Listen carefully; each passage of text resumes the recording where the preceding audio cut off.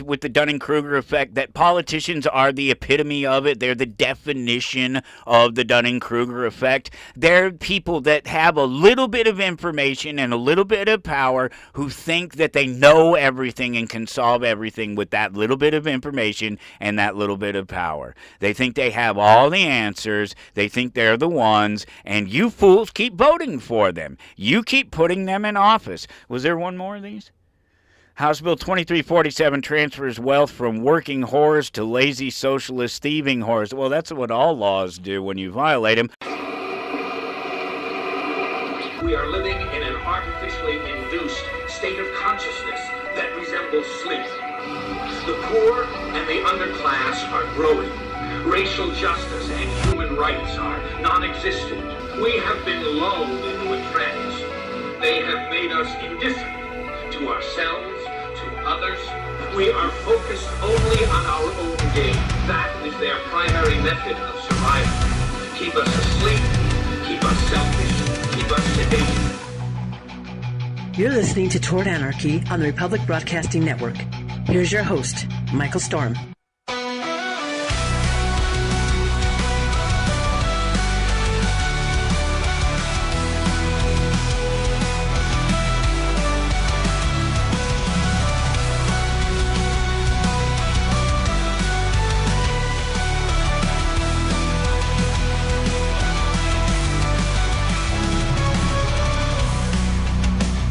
Welcome to Toward Anarchy. Thank you so much for joining me. I appreciate you taking the time. It's truly my pleasure to do it each time we get together like this and share some of what's going on in the world and just try to put it in some sort of perspective, even if it's just my perspective and you get to listen to it. That's all right. I do appreciate you taking the time because I know that time is that one thing that we all have, but we don't know how much we have of it. It's an extremely valuable asset. So thanks for bringing me along into your time zone.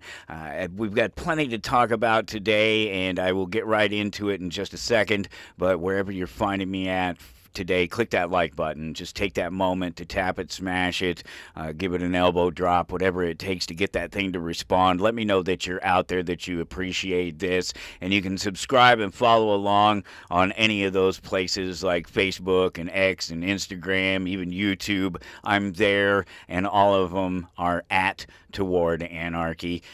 Wherever it is, it's at Toward Anarchy, or it's probably not me.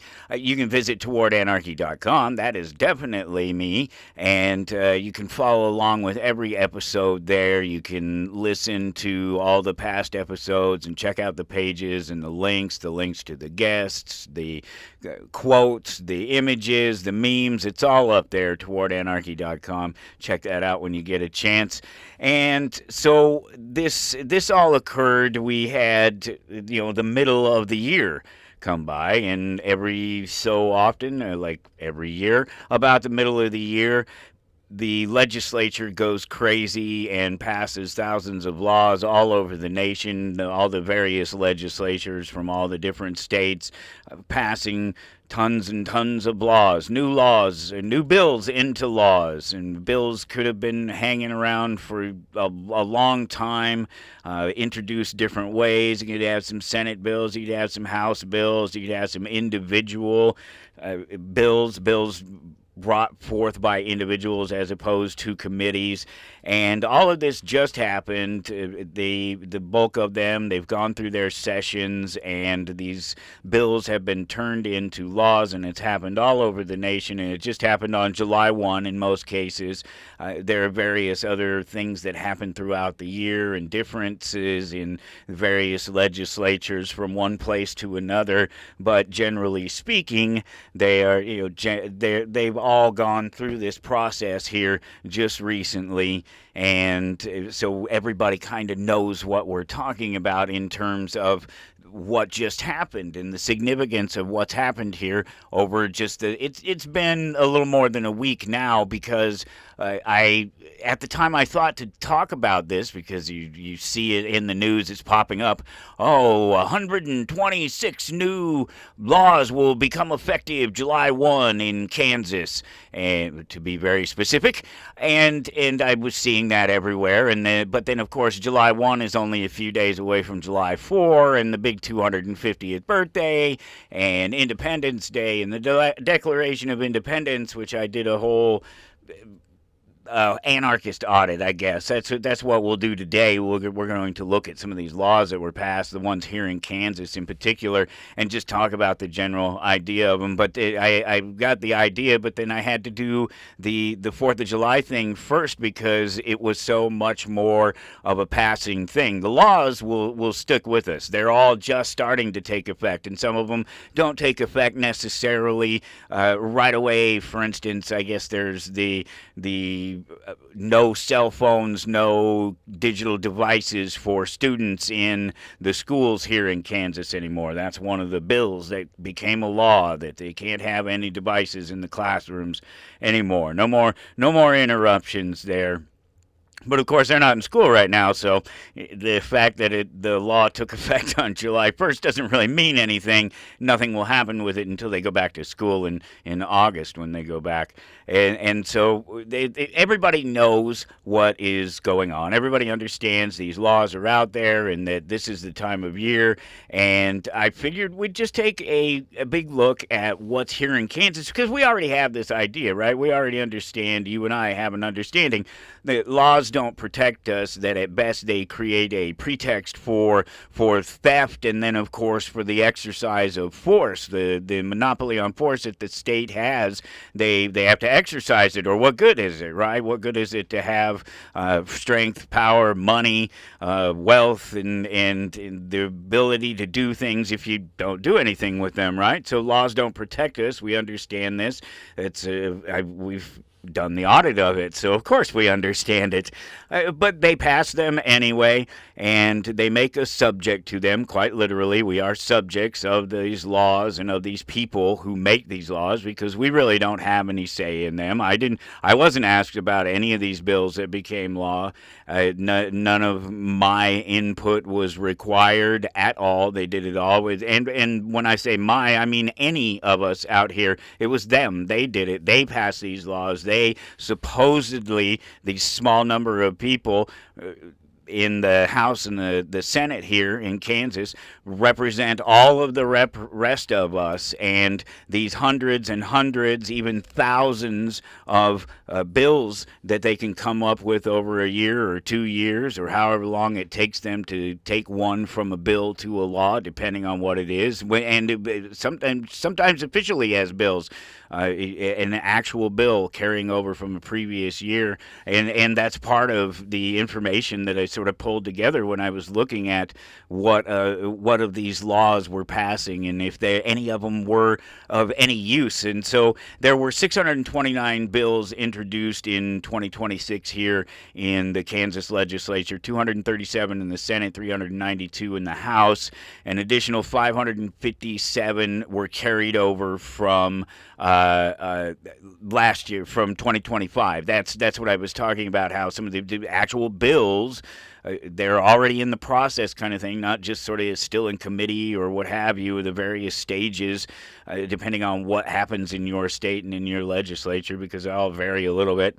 The same basic function and process, but there's different variances about time and place, and there's all sorts of things that vary from one to another. That's why it's never as cut and dry as you and I, the people who supposedly voted for these people, chose the laws to have these things forced upon us in a very, very obtuse, roundabout, not direct way at all do any of you or I, that's me, they didn't ask my input, they didn't ask any of our input on these things. So they had 1,186 live bills for the 2026 session. 157 of the bills became law. This is directly from the legislature here. This is a group that watches the legislature here in Kansas, but it's overseen by other politicians, so who knows what. But these are their numbers. This is their report, out of their report. 157 bills became laws.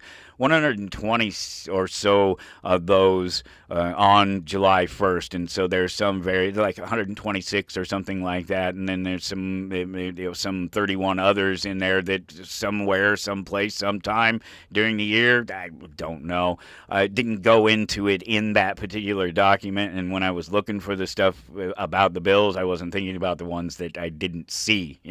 I wasn't looking for the ones I didn't see. I was looking at the ones I could see and going through and finding the ones that the ones that were most talked about in the news, the things that people were most interested in, most concerned about, particularly things like the cell phone, the devices in the classrooms here in Kansas.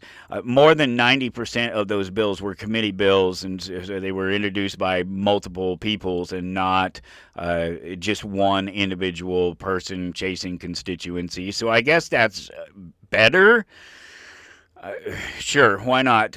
Governor Laura Kelly, she vetoed 34 of the bills and 30 appropriation line items. So there's appropriation bill or bills and 30 of the line items on that she vetoed, but only 14 and 19 respectively. 14 of the 34 bills, 19 of the 30 appropriations were sustained and were actually, she had impact on them.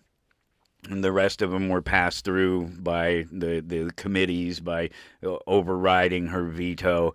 And so that's the breakdown of, I mean, it's a crazy number. 157 bills became law, and at least 126 of those. It's a number that I've seen 124, I've seen 126, I think I saw 127 somewhere, because that wasn't, again, they just went with the 157. I was trying to find specifically just the ones, and only in just a short amount of time. It just wasn't that important, but just letting you know that there is a difference in there and there's a separation. And if it's in case there's some people are really picky about the numbers and looking at them, you got a gap somewhere in your numbers. No, the gap is my own created gap. There's not a gap in their numbers. There's a gap in my numbers because it doesn't matter. It's not important. It's a very large number, and it's whittled down from an even larger number. It's about 10% basically. There were about 1,200 live bills going into 2026, and about 120 of them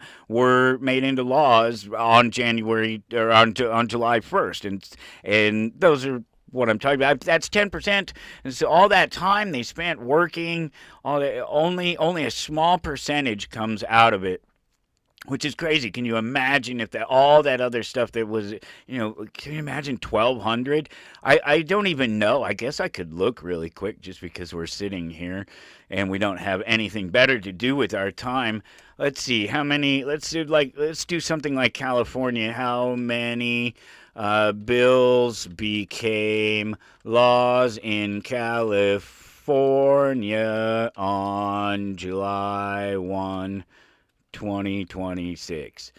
See what it says. Nearly 800 new California laws. That's what the AI is saying. Let's see if I can get something from the legislature. 8 new California laws. I'm sure it was more than that. They're only talking about handfuls of 917 bills were passed by both houses in the California legislation. That's from the UCSD Guardian. So, quite a few more. That's a lot more than even here. So you can imagine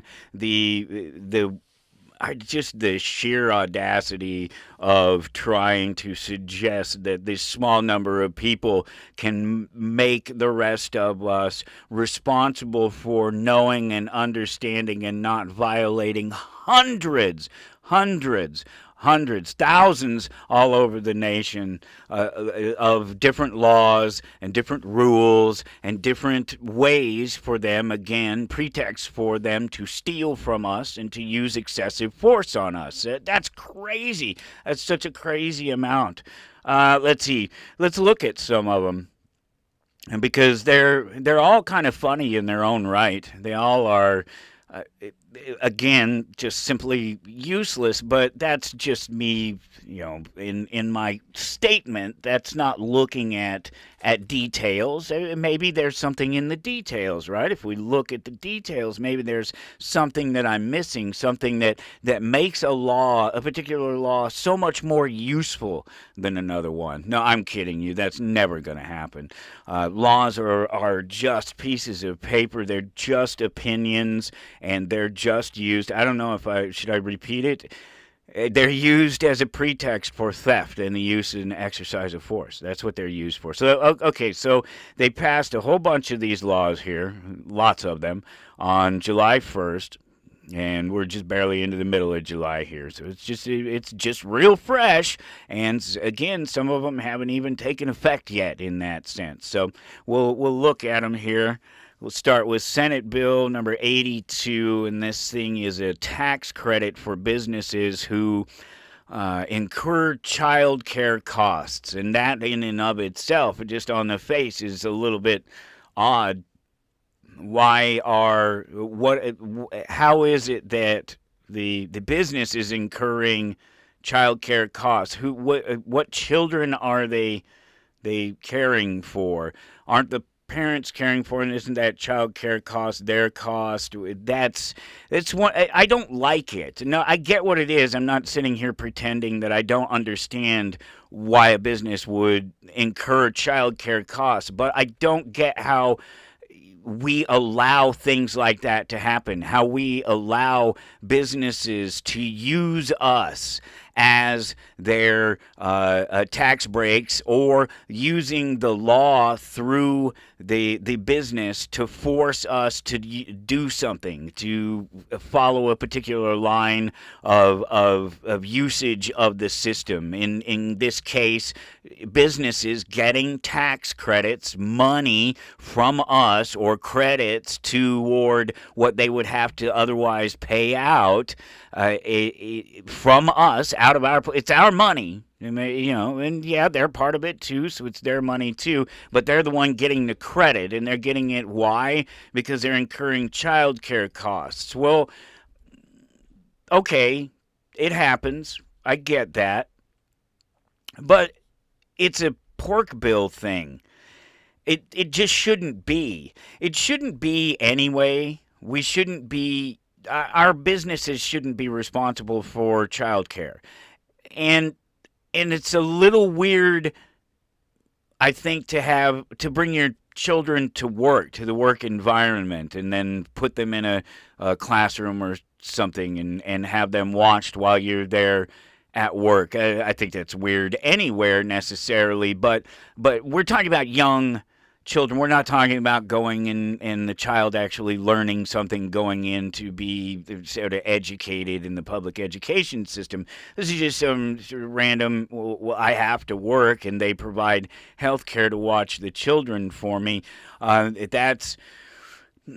see so many problems with that, and I just don't know why it has to be a part of a bill. Why it has to be a part of any of it, really. The whole thing, it was the first one that popped out to me, because it's just, the whole thing, the whole idea of it is just a little odd, and I can't get my mind around it, why we do it, why we allow it to happen.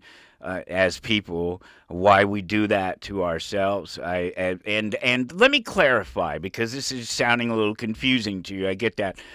Because what I'm getting at is that it doesn't have to be done.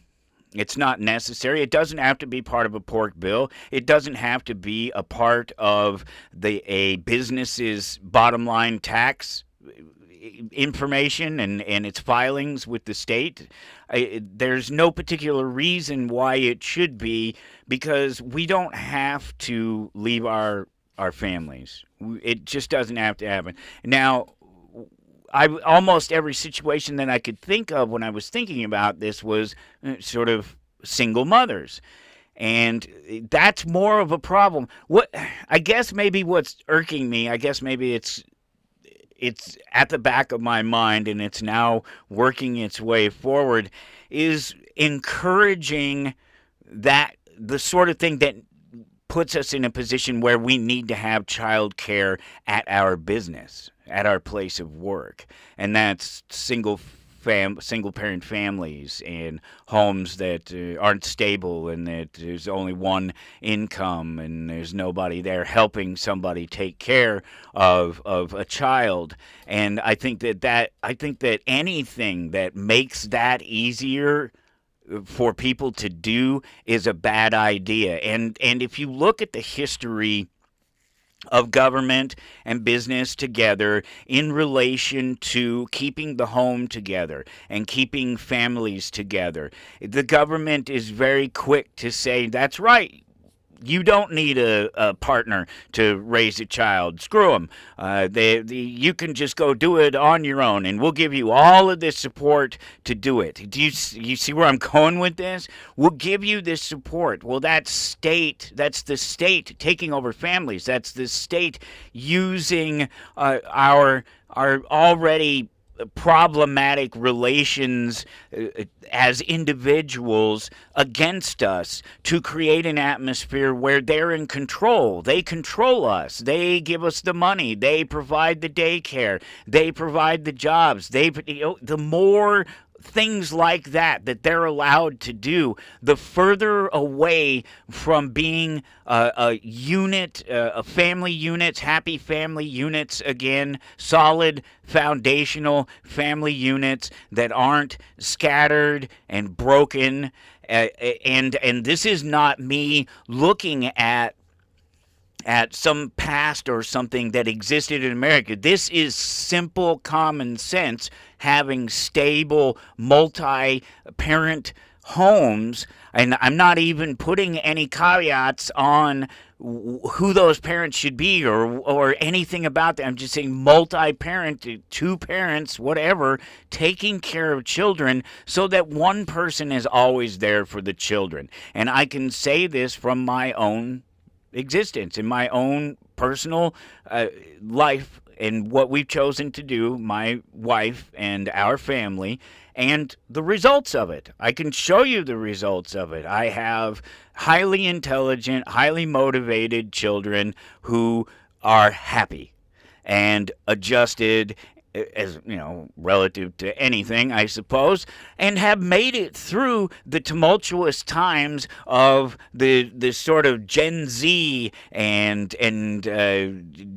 what are the others, millennials, and through these tumultuous years, the past 20 or so years, that have changed so many other families and have turned so many other people against themselves and against their nature and against their own common sense and against their own understanding of the world. So it took me a little bit to get that out there and to figure that out, but it's a problem. It's problematic, and it shouldn't be something that we're allowing our politicians and our businesses to do to us. It's something that is detrimental to families and to solid structural foundations for children to grow up in, to become well-rounded individuals who can deal with other people and work beside other people and understand what it's like to know that there is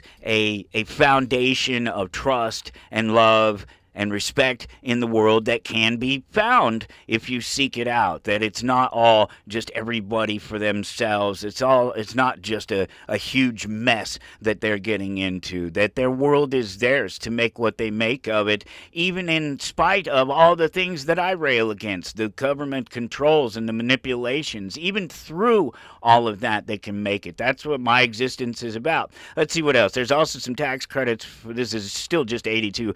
Also some tax tax credits for people who purchase locking gun and ammunition storage, as well as for sellers of high ethanol content fuels. And these are all problematic. I don't want people locking up their guns and ammunition. Again, a gun owner and somebody who's raised 3 children around guns that never had locks on them, were always loaded. The children always knew where they were. They always knew that they wouldn't dare touch them.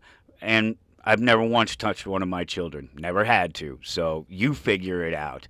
It's about stability. It's about love. It's about respect. It's about rules. And all of those things can happen when you have a partnership and the parents, the adults, the people in control are actually the ones in control. So lots of problematic things in there across the board in what government passes for laws and what they call laws. Not necessarily about protecting people and property. A lot of what they call laws, the things that these bills are just about wealth transfer. It's just about moving money from one place to another. Well, into their pockets. I mean, that's it. That's the theft part of the pretext for theft that laws create. It's when you don't put up with the theft, when you're not agreeing with it, when you don't show up to their carnival courts, these circuses that they call courts, they'll use the force on you. That's how that works. Let's see, House bill, Senate bill, it's a sub replacement bill thing. 366 is one of these hilarious things because this is the one that is about using the cell phones in school. It makes them illegal. And cell phone use in school is now illegal in all the schools. And this is, I don't know, there's 14 or 15 states now, maybe more, that have passed laws like this on the state level. It's not a community level thing. It's not in the school where it should be. I guess all of these are going to break down to this because this is where it's really important and where it really matters. And there's no evidence to suggest that in particular there is a problem, overall problem, with the cell phones and the being connected. There are certain people, there are certain types of people, and there are certain places and neighborhoods and certain schools where there's more of a problem. But again, this is all about maybe some homes and some respect and showing people that it was Ari Spears, the comedian. The other day he made some post blaming the broken families and homes and single children, particularly black children. If you know Ari Spears, he's a black man. He's blaming these bad children, these children that don't have respect for adults, and blaming it on the lack of authority. And by that I mean he says we used to hit our children and we didn't have these problems. Well, one, that's demonstrably false. You hit your children and we still had these problems. You kept hitting your children and the problems kept getting worse. But we're talking about black families here. If seriously, Ari Spears, you're not, I don't think, a dumb person. You're a funny guy. You can tie some things together and make some great jokes. I don't think you're a dumb person at all. So I don't think you seriously believe that beating defenseless children, hitting them, harming them, is what makes good people. You're doing the same thing that the police do to us on the streets, to the black community, that other black people do to each other, and that's force other people to do things their way, and if they don't like it, they kill them or beat them to death.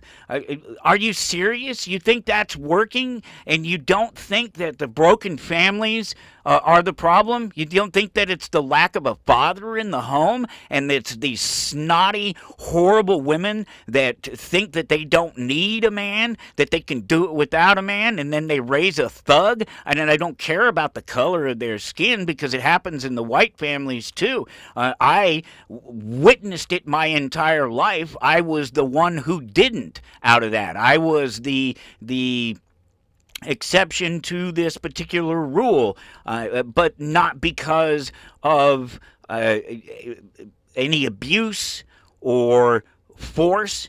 There were other people that supplemented. There was a family. There was, just because there wasn't a father around didn't mean that I didn't have somebody to watch me and somebody to answer to if I did something wrong or if I didn't meet expectations. And nobody was hitting me for it. There's back, whatever. A couple of times I know that my mother had hit me, but it's so young and not really knowing. But all that did was make me not like my mother. It didn't make me not get in trouble. It didn't make me not be who I was going to be and me go do the things that I went and did. Those things I went out and I did those things, and I was who I was, and I realized on my own, without the help of somebody else, that could have been a buffer or could have caused that to be a different outcome, that could have been prevented. Somebody that decided, well, you raise children differently. I never touched any of my children. More than a swat on the backside, get out of the way, I told you to move, that sort of thing.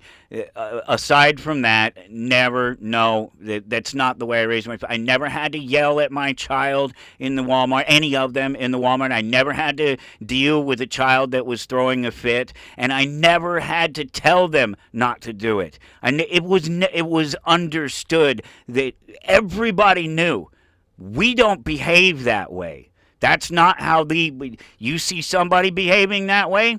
We don't behave that way. I don't have to tell you we don't behave that way. You know I don't behave that way. You know we don't do that. This is turning into what it should be is the state, the bare appearance that the state is taking away the power of the individual and is caging the individual in so many different directions with all of these laws, these useless pieces of paper. They do more harm than good is what I'm getting at. There's nothing to prove that the cell phone use is any particular worse. It is any particular cause of the reason why students aren't able to learn in school. It's just not it. It's one thing on a long list of problems, and the fact is that the schools are full of the technology and have been for a long time, and they use the technology successfully themselves to educate themselves, to learn the things that they're supposed to learn in class. Many of their books and activities are done through a tablet. They're issued a tablet. In fact, my son didn't even have to give his back this year. He keeps it, and he's expected to show back up with it at school next year. And that's something that they hadn't even done before. So this idea that you have to get the technology out of the schools is wrong. There's something else going on here. Some of it is they don't want the cameras. They don't want the teachers being exposed. They don't want the ignorance and stupidity of the teachers, the conflicts that happen between. They don't want the YouTube videos of the kids fighting. They don't want to see the resource officer beating the crap out of some handcuffed kid. They don't want that stuff, but that's what that's about. It's not about their inability to learn. It's about keeping things quiet and keeping things inside their school, because otherwise, why are they using technology in the first place to learn from? It's a lie, and it's not that big of an interruption. Obviously, you could see the videos. You see a video of some jerk-offs in a classroom that are ignoring a teacher, but you don't think that stems from another problem. You don't think that that's another issue, that you don't think that that's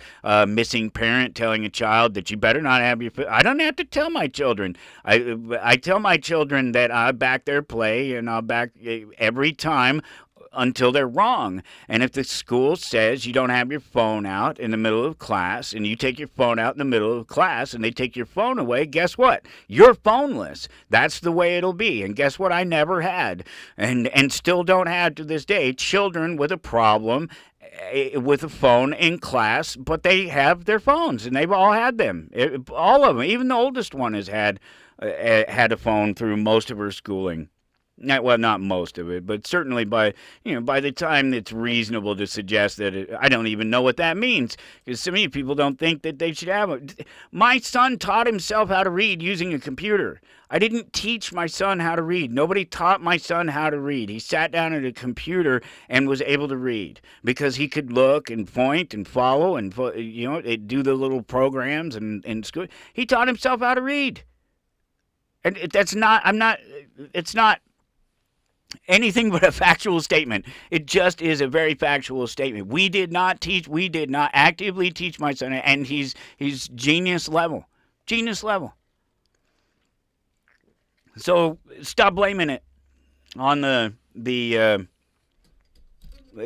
small number of things that are a problem, because it's just overlooking all the bigger problems, and obviously it starts in the home. But every law, everything is trying to take away the power of people, especially parents. The more they can control the children, the more the system can control the children outside of the parents. Oh, man, they love that. It's all these, oh, yeah, of course you have rights as a child to decide who you want to be at the age of 14. Uh-huh. Yeah, that seems like a good idea. Let's see, SB 382, homeschool kids can now participate in high school association activities, should be a community thing. Well, I made a little note right there. Should be a community thing, which is what I've been saying all along. It's too big of a level. It's too much. These guys shouldn't be doing this up there in their hallowed halls and surrounded by all the opulence. This isn't what they should be doing. This isn't where we should be making our decisions. And I can prove it. We're here. Democracy is a great thing.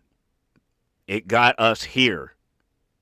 Everything you hate about America, our democracy, our government, whichever facet of it is, whichever side of it you're on, everything you hate about it was allowed for or created by this system that you keep throwing your energy into.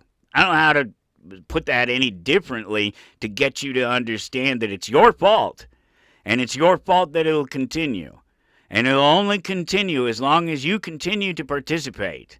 So you have no one to blame but yourself. Truly.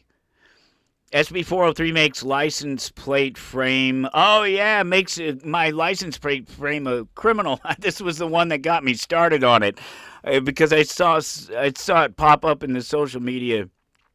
And of course, if people are talking about it locally, and the headline was something to the effect of being criminal and illegal and your license plate, and I just thought of all these things, and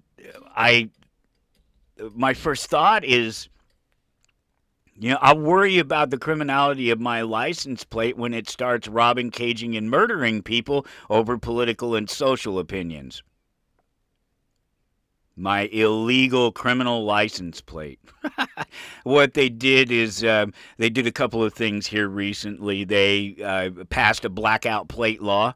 So you have a blackout plate. It's all black, but the lettering is white. So it's really, really easy to read by a camera, and by flock cameras, which they've been installed around here for some time. I don't know specifically flock, but the Shawnee County that I live in has a complete tracking grid, and they have a little war room. They have some pervert that sits at a station of computers, and and monitors and sits there and watches everybody do what they do, going throughout the town. They brag about how great it is. They've never solved a single crime with it. People go missing for a year and they still can't find somebody, even though they have cameras everywhere. They're going to protect us. They're going to solve all the mysteries and solve all the crime in the world by tracking you and me, the people who aren't committing crimes.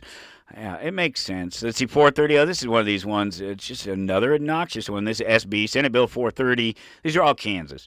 Makes kratom illegal. And even the FDA hasn't even ruled on that one yet. But it's a bunch of hype. It's another one of these things. It's just another excuse for authoritarianism to dictate to us what we can and can't do with our bodies. It's revenue generation. They have, it's interesting because they're blaming things other than kratom, because there's kratom and then there's like 7-0 and synthetic kratoms, the synthetic powders that mimic the kratom. And there's been some deaths in Florida. There's this lethal mixture at some point of the chemical synthetics. They did this with cannabis too. As soon as they started legalizing cannabis, and they had this fake synthetic garbage that it was not great. It was harming people. I don't remember the details of it. I don't remember if it was actually killing people or not. It maybe some deaths attributed to it, but ultimately it was obvious that once again, using the sort of fringe of something or something completely derivative of that's not the same thing, to blame on the natural thing, so that you can ban the natural thing, that you can get rid of the natural thing. And then, of course, the next step would be to, this synthetic is okay, right? This one will be all right. This one's not. It doesn't have the same problems as the other one. That's where that leads, for sure. Let's see. This is another one of these mixed Senate House bills, or replacement bill, or something like that. It's 2018. Geez, I wonder if it's been around that long, because that's higher than the numbers far higher than the numbers that they were talking about. Remember, when we were talking about the total, that it was only 1,200, less than 1,200 just for this year. And so 2018, why is the bill number up that high? It's a weird thing. Let's see, it's a bunch of political BS, if I remember correctly, because it makes yeah. All right. So it's the thing about interfering with a religious service. It makes it a crime, and then provides some penalties. There's some other things. There's a bunch of different criminal things. This was one of the ones that I guess I would have to go and look to see if it actually ended up passing or not, if it was one of the 14 that the government was actually, maybe she just bowed out of it. She didn't sign it, and it wasn't a veto. Some of this happened after I made some of these notes that I'm using to remember which ones these things are and what was important about them. Obviously, fluid situation with all of these as they go on, but so I don't know if she didn't just veto it. She just stepped out of the way and let it happen, and so it just goes. She didn't sign it. It just becomes a law without her permission, is basically what happened there. They just passed it without her. She didn't try to do anything to stop it, because she did realize the obvious problem with it. And she said, I'm pretty sure this is a quote, "I am concerned that this legislation addresses this tension in a manner that prioritizes one of these rights over the other and will result in costly litigation." So she's only worried about tying up the court. She didn't even care about the clear discrepancy in here, and how the discrepancy is actually solved. So again, this is the bill 2018, and it makes interfering with a religious service a crime. Okay, what we're talking about is protesters. What they're talking about is protesters protesting at a religious service, or religious protesters protesting maybe somewhere. Whatever it is, we're talking about a reason why someone would interfere with a religious service in the first place. And so, think back here a few months when Don Lemon was chasing the ICE guy that either was a minister or had the same name as a minister, and they busted into the church, and they brought all these protesters into the church, and they interrupted the services. Look, it's real simple. It's private property. You don't need a bill in either respect to tell somebody to stay off of private property. They have the right to stand outside that church and protest that church if they want to. There's nothing that should stop them from doing that. If you find something offensive, as long as you don't impede them directly, standing in front of their business, keeping it so their customers can't get in, scaring their customers away, what have you, then the protest, it's in and of itself, is not a threat to somebody. It's informational, it's factual, presumably, or it wouldn't be, you just sue somebody. You would just, if that's not a fact, I can prove it's not a fact, you're a liar, and I'm going to sue you in civil court, and I'm going to sue you for a whole lot of money. Even if I never get it, I'm going to prove my point, and that's what a lot of that could be. This conflict doesn't exist. It's called private property. You're not invited onto the private property. If you are protesting, you can protest outside, but you're not invited in. You can't come in here and disrupt my business. You can't come in here and disrupt my anything.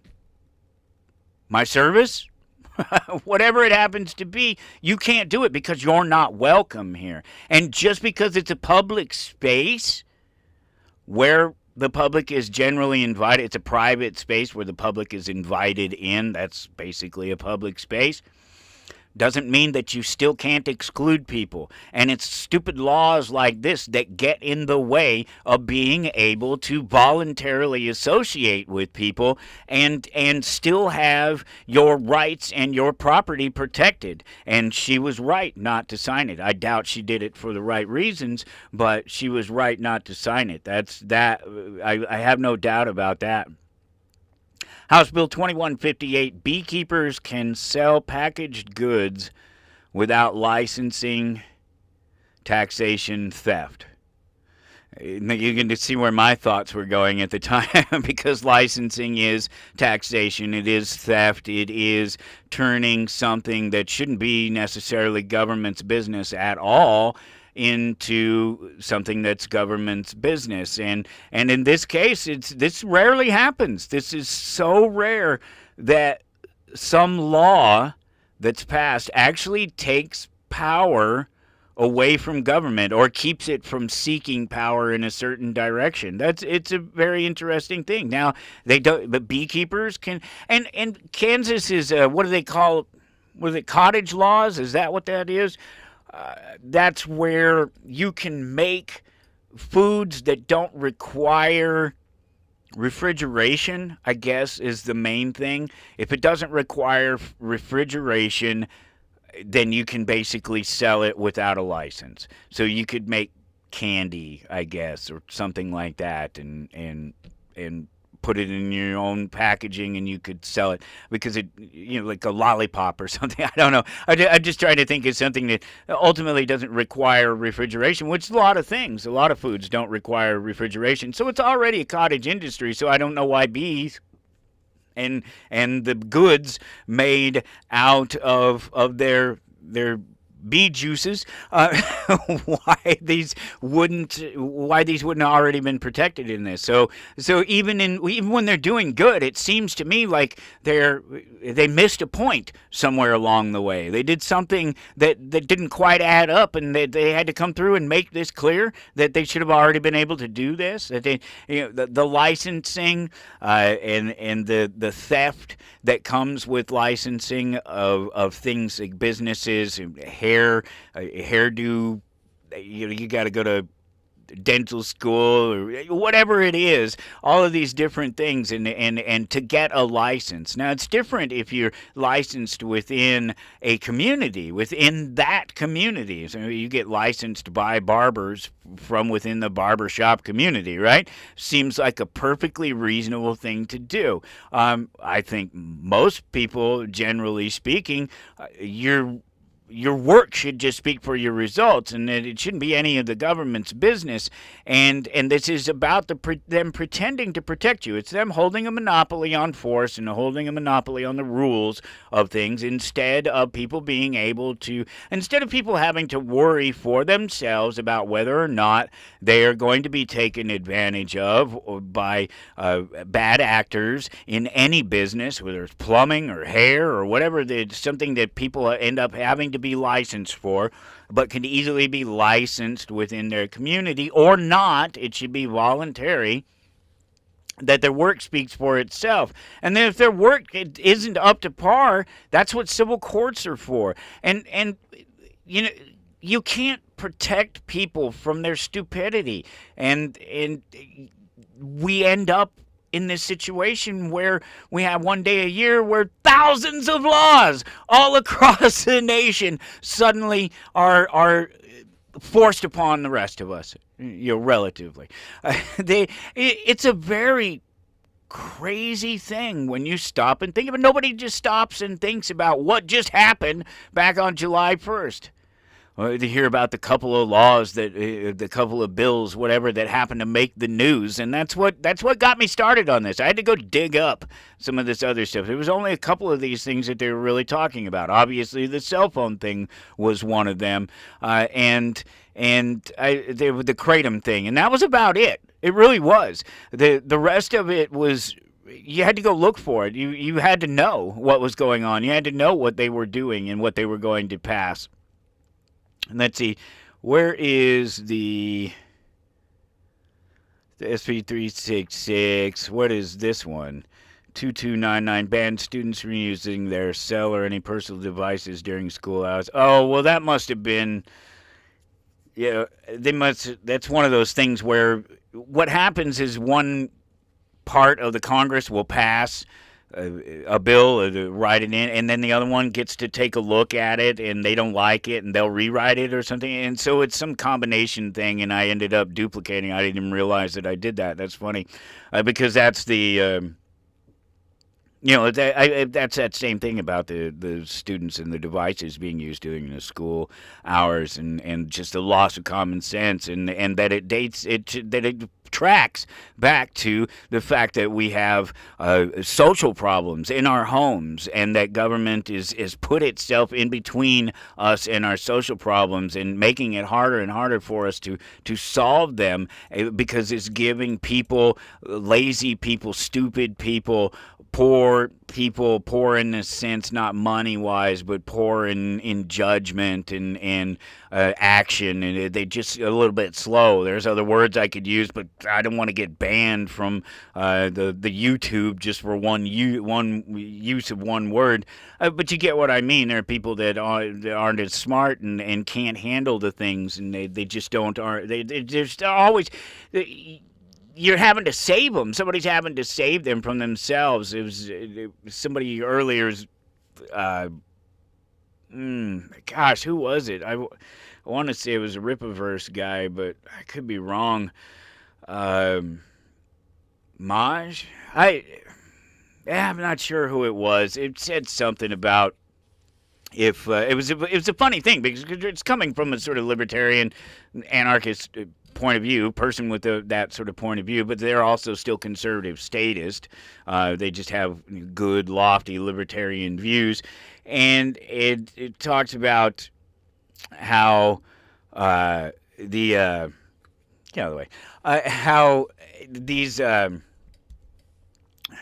what did he put it? So if you're not willing to deal with, or you're not capable of dealing with your problems, this is not a quote, but this is the gist of it. If you're not dealing with your problems, then somebody else will.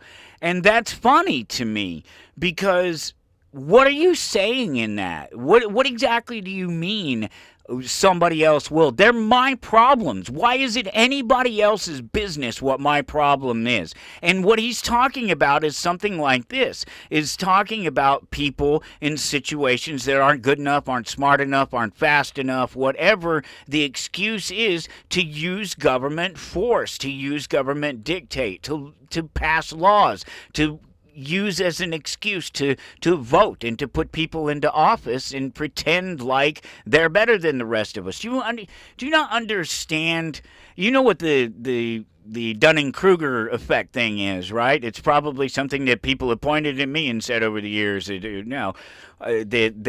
I'm a victim of.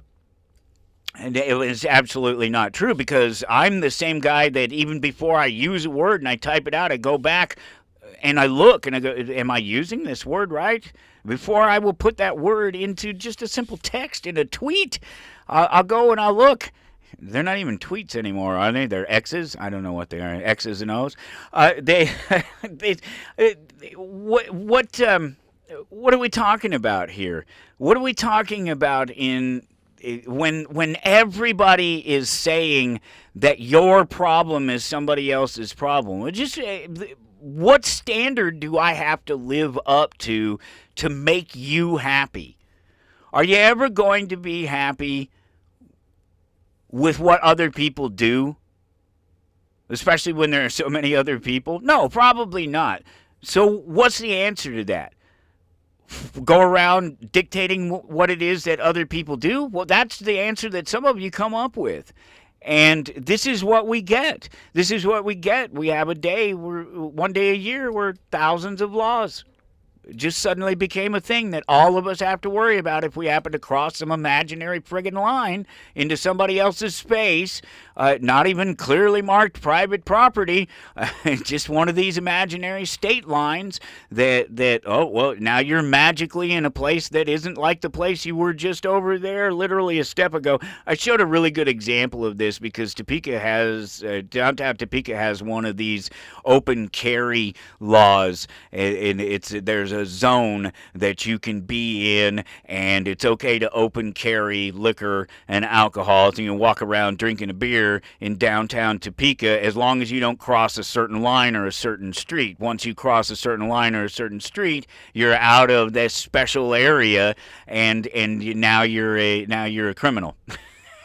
Now, on one side of the law, you're magically doing nothing wrong. On the other side of that, on one side of the line, you're magically not doing anything wrong. You've broken no laws, but then you suddenly step over this imaginary line, or in this case, it's a real line that they paint on the ground.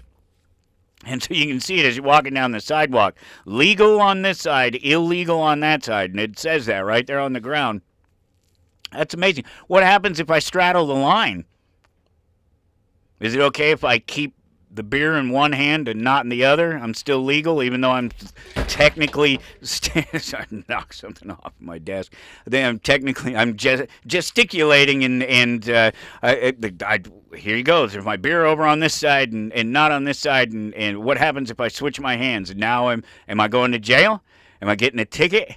Am I going to get beat down by cops? That's a crazy notion to suggest that just arbitrarily, and it's arbitrary. I know, yes, they say it's not arbitrary because they created a boundary, but it's still arbitrary because it's just downtown Topeka. It's literally just one piece of concrete on the sidewalk that has a painting on it and a line on it, and on one side of that exact same piece of concrete, something is legal and something is illegal. That's just asinine. That's just stupid, and that's just our government. So what I started to say there was that, don't you realize with the Dunning-Kruger effect that politicians are the epitome of it? They're the definition of the Dunning-Kruger effect. They're people that have a little bit of information and a little bit of power who think that they know everything and can solve everything with that little bit of information and that little bit of power. They think they have all the answers. They think they're the ones, and you fools keep voting for them. You keep putting them in office. Was there one more of these? House Bill 2347 transfers wealth from working whores to lazy socialist thieving whores. Well, that's what all laws do when you violate them. Called politicians and their pet C-student enforcers by raising the fine for... Here, let me do it again.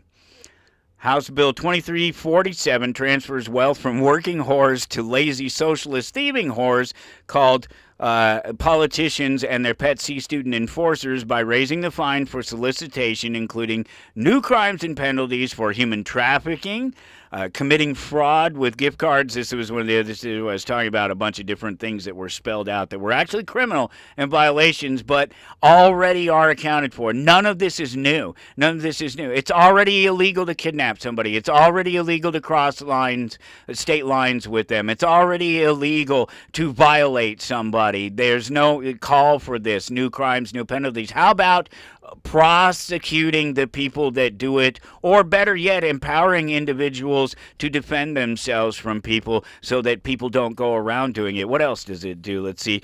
Committing fraud with gift cards. So yeah, obviously old people can't care for themselves, don't have family to take care of them. The state has to do it for them. They're the ones getting taken advantage of by phone calls. You take and put some money on a card and mail this card to me, and it's a fraud thing. The stores already watch out for it. They already question. They already know. It's been a thing for a long time. So now you have to make another law. It's already theft. It's already a law that's been broken. It's already redundant, and I would be redundantly repeating myself over and over again if I said that laws don't do anything for us. They don't protect us. They create a pretext for theft and the use of excessive force. And I gotta go. Thank you for tuning in. We'll see you next time on Toward Anarchy. Stick around on the network. There's another hour coming up. You're listening to Toward Anarchy.